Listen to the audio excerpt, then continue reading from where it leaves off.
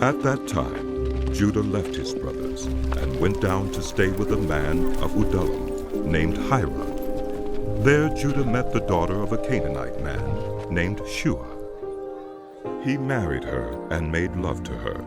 She became pregnant and gave birth to a son who was named She conceived again and gave birth to a son and named him Onan. She gave birth to still another son and named him Shelah. It was at Kisib that she gave birth to him. Judah got a wife for his firstborn, and her name was Tamar.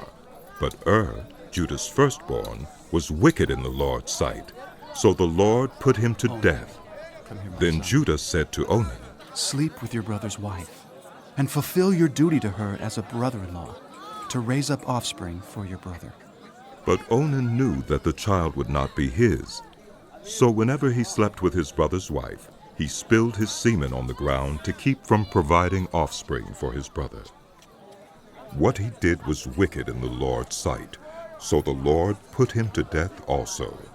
Judah then said to his daughter-in-law Tamar, "Live as a widow in your father's household until my son Shelah grows up." For he thought, "He may die too, just like his brothers." So Tamar went to live in her father's household. After a long time, Judah's wife, the daughter of Shua, died.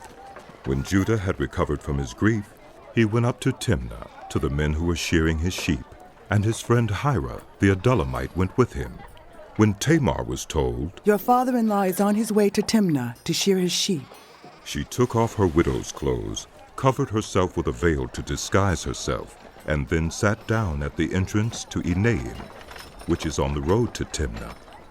For she saw that, though Shelah had now grown up, she had not been given to him as his wife. When Judah saw her, he thought she was a prostitute, for she had covered her face. Not realizing that she was his daughter-in-law, he went over to her by the roadside and said, "Come now, let me sleep with you." "And what will you give me to sleep with you?" she asked. "I'll send you a young goat from my flock." He said. "Will you give me something as a pledge until you send it?" She asked. He said, "What pledge should I give you?" "Your seal, and its cord, and the staff in your hand." She answered.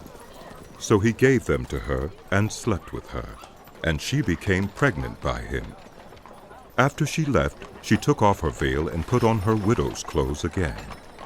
Meanwhile, Judah sent the young goat by his friend the Adullamite in order to get his pledge back from the woman, but he did not find her.